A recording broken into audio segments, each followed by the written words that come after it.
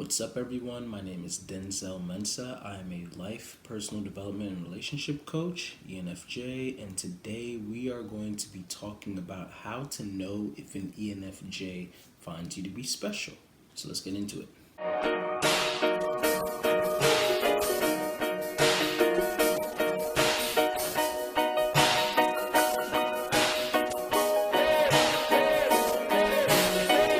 All right, so I first off want to start this video by pretty much giving a story that even gave me the idea for this video. And I want to let y'all know that some of you might hear a little bit of repeats if you are familiar with my other videos, such as like how to maximize and make the best of your friendships, and then some of just my other content on relationships in general. But in essence, what happened yesterday, literally. So I am in my personality hacker certification class, and we're in a Q&A, and somehow we ended up talking about FE. And as we continue to talk about extroverted feeling, then conversation started to go on, and I brought up a story about how essentially I had a friend who years back in college, she was an ESFP. We were talking on the phone, and I'm usually very like laid back, relaxed type of guy, but this friend was in a very distraught time period. And as I was talking to her on the phone and she got upset, then she literally at one point started like telling me like, I bet that you never even cared for me. And in that moment, I became livid in the best sense of the word. And it was even to the point where like I started yelling at her on the phone, like, are you serious? Like, do you really believe what you're saying right now? Because of how much that I've done for you, and how much I've been there for you, and all of this other stuff. Now, of course, the next day, or not even the next day, I think it was like by the end of that phone conversation, then she had calmed down and she admitted to me that she was just saying that to get a rise out of me. I don't know why people do that. But yeah, she said that she was saying that to get a rise out of me. She just knew that I get like that she just knew that it would get under my skin, and I guess that's what she like needed, because I was a little bit too relaxed in that moment. And she wanted just some passion, I guess. Well, she got what she wanted. But on this call, on the Q&A call, an INFJ brought up how she was involved with an ENFJ previously. And one of the things that the ENFJ was doing was he was pretty much being there for everyone. And essentially what her question was, it was directed to me in the Q&A. She said that, well, how do you even really know if you're special to an ENFJ? Because they're just like helping everyone, like, so it's like they're just going around, and they're doing everything for everyone because they're just kind, nice people, generally speaking. So how do you know the difference between, oh, this is just another thing that they're doing, just like breathing, because they're just helping, versus like, no, you're like actually special to me. And I thought that was I told her that was a marvelous question, because it's not the first time that I've been asked something like that before. And I think that also knowing the extrovert stereotype, like, oh yeah, extroverts, they have so many friends, and so like for me, I'm an introvert, so that means that when I have my friends, they're actually special. First of all, I hate that kind of talk, because it's so it's very one-sided. It's the introvert understanding the extrovert from their limited capacity. And I think that's not fair. I understand where they're coming from, and I understand like why they would say such things, but it's it's not true. And so I wanted to nip that in the bud in this video. So essentially, like I said, if you've watched any of my previous videos, you guys know on this channel I love to talk about relationships, friendships, and like how to manage them. And that is extroverted feelings like nucleus. It's out of all of the cognitive functions, it is most interested in interpersonal dynamics and how people interact, and also managing those interpersonal dynamics. So that being said, more than any of the other cognitive functions, it's going to have the highest capacity to be able to manage numerous relationships. And so, that also being said, if you have extroverted feeling in your stack, the higher up that it goes, the more natural skill, talent, and ability that you're going to have to be able to manage these relationships. Now, that doesn't mean that you can't get carried away and then you can't bite off more than you can actually chew. So that does happen, and that's where it's like, okay, there's some validity to what these introverts can often say, but it's not always the case as like the way that you think. I made a video on pretty much how to make the best out of your friendships. And in that video, I shared this analogy, this idea that you guys, once again, probably hear me talk about all the time because it runs my life. I have a hierarchy of my relationships with people. So literally, I have my goddess at the top, my significant other, Jamila. I treat her like, pretty much a goddess, in a way that it wouldn't even, in my opinion, be comprehended by people, because I feel like my capacity is just so large. It's just so great. It's even to the point where she often feels like, yeah, you guys take him because he gives so much. And then I have the intimates right below that. So I believe the intimates, I treat my intimates the same way that the average person would treat their significant other. So I think that this is actually the highest level for most people. Most people, they can only fathom treating their significant other the way that I treat my intimates. My intimates make up like about 4 to 5 people, to be honest. Like but they know who they are based on how I treat them, based on how often I'm there for them, based on the way that I prioritize them. Like there's no questioning. And right below my intimates, then I'll have my best friends, and then right below the best friends, I have my regular friends, and then right below the regular friends, I have acquaintances. Which acquaintances, there's a lot of those because I am connected with many people. I've worked at different jobs. I've moved around a lot. I went to college. So yeah, I have a lot of acquaintances, and people who are acquaintances a lot of times can even think that they're a friend, sometimes even a best friend. And honestly speaking, sometimes I let them think that. So again, a little bit of validity there. But the way that I see it is that regardless of if you're getting paid $25 at a job that other people are getting paid $35 at, you're still getting paid $25 an hour, which most jobs are probably paying like $20 an hour. So it's not really something that you should actually be upset about because you're getting paid a high amount.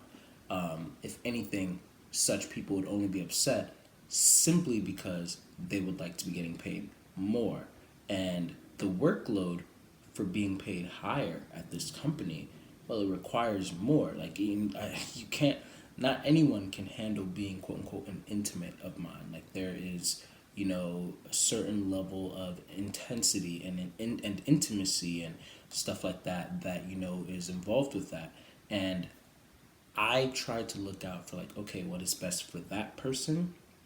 And then, of course, also what is best for me, like what is manageable in the dynamic. So there's that. And then right below the acquaintances, I have strangers, people who don't know that I exist and I don't know that they exist, and slash, or people who know that I exist, but I don't know that they exist, kind of thing. And so essentially, that is the hierarchy that I have. Obviously, I do not have names written down for all of them. I pretty much only have names written down for like intimates and best friends at times. And even then, like, it's on my phone, but like it kind of like shifts according to different times and seasons in life. But essentially, this is the way that I keep my mind focused, centered, and making sure that I'm tending to the right people. And so I answered this girl's question with, that hierarchy answer. And I told her that, like, it'd be different if this friend of mine was an acquaintance or even a regular friend. That would be different because they probably could be a little bit confused. And if they ask me, I'll tell them straight up. I don't lie to them. I'll tell them straight up. Like, if they ask me, like, hey, am I just like a regular friend to you? Am I just like an acquaintance? Which is not a bad thing. I think that even my acquaintances, I think that I treat them pretty darn great. But yeah, if they were to ask me that, I'd tell them, like, yeah, and I'd explain why. I have reasoning behind everything. But this friend of mine was an intimate. And so I knew that she like to me it was kind of like, how do you have the audacity? Because you've watched, like, there's, even though I'm helping everyone, the level of which I tend to you is so incredibly intense. It's so incredibly intimate. I invested so much in this friend.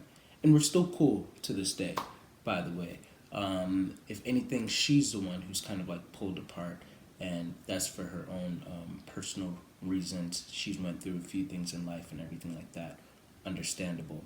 But we still connect every now and then, and we still have, like, an understanding. But it was kind of like, how could you possibly not know that this, like, that I, how could you think that I did not care for you?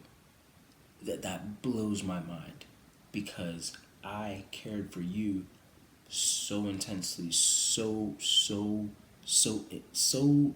incredibly, that I don't even know how I could have possibly cared for you even more, that you're just discarding all of that. And on top of that, I don't keep receipts for things. So it's just kind of like, I just share, I just give, and I forget. Not because, oh, it's not important to me or anything like that, but it's just because, like, oh no, like, I don't feel like love has to keep a record of wrongdoing or even right doing, because it's just love. It's just like, I'm just sharing this with you. Now, if you choose to forget, then that is saying more about you than it does about me. If I have to keep receipts for the things that I do for you in order to prove to you that I care about you, then I feel like that's a problem. Now, once again, thankfully, this friend was just trying to mess with my head. She was just in a bad mood, and it's like, okay, she didn't actually think that. She just knew that it would get a rise out of me, which is just like still, but yeah, I cannot speak for all ENFJ. I can only speak for myself, per usual. But as an ENFJ, your dominant function is extroverted feeling, which means that, once again, you have more of a capacity for relationships than almost any other type, aside from the ESFJ. And even then, because you have introverted intuition as an auxiliary function, then your relationships are going to look different from an ESFJ's relationships. We're thinking more big picture now, where our relationships are flavored with more like esoteric types of topics, and focusing on like more of what's the update on your latest thoughts on religion or philosophy, or Carl Jung's archetypes, or whatever it might be, versus like, oh, how was your day, how's your girlfriend, stuff like that. Which, by the way, like, none of these are better than the other, but especially as an ENFJ, like, your relationships are going to be flavored a little bit differently. And so with that comes its own flavor of intimacy. And if you have an ENFJ who's really developed their introverted intuition, who's spent time to be able to focus on the meaning behind their relationships, and is not just an FESE, like frenetic, gotta tend to this person, gotta tend to that person, gotta tend to this person, gotta tend to that person, then you're gonna have someone who's like, okay, no, I know what I want in a relationship. I know what I want in my friendships.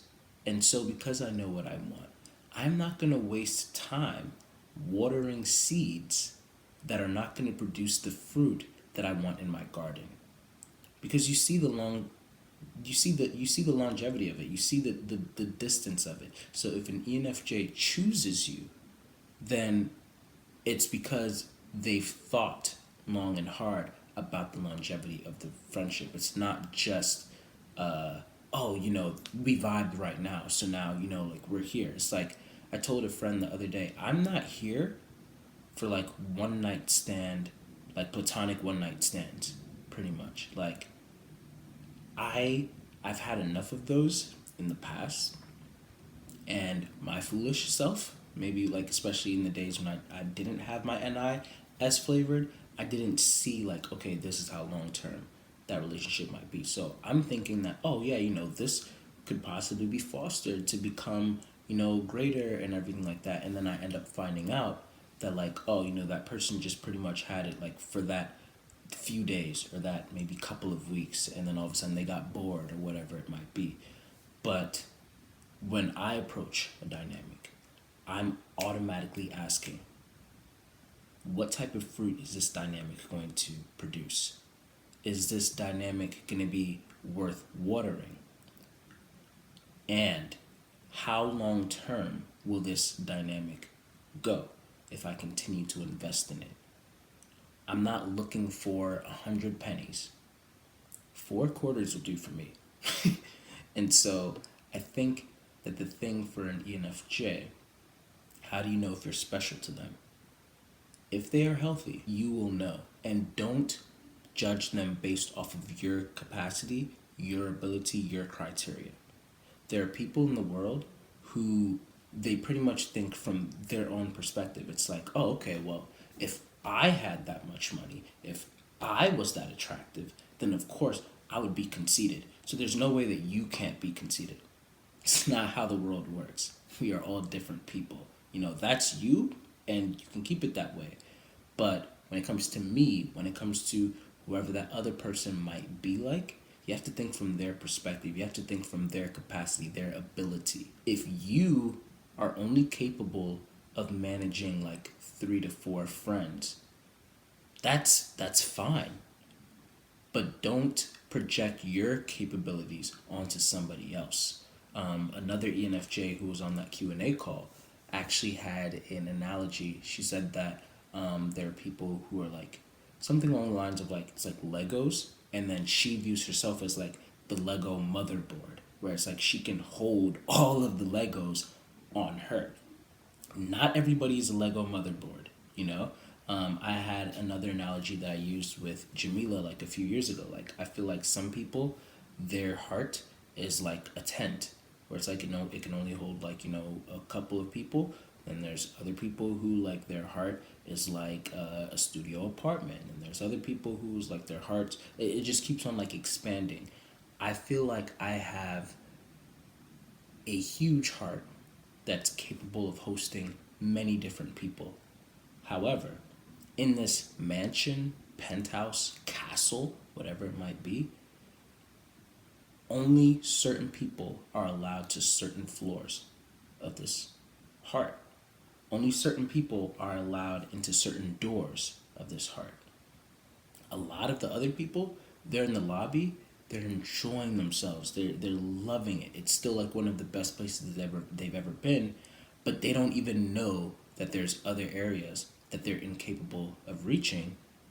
And the irony is, if they really truly wanted to actually go to those areas, that would be the indication that they can probably have access to those areas. But the thing is, they're enjoying the lobby so much that's fine with them, and that's also fine with me. But then the people who do have that further access, those are the people who I knew that if I were to show them the rest of my Willy Wonka's chocolate factory, if you will, they would cherish it. They would love it. They would constantly come back. It would be consistent. These are the people that I invest in the most.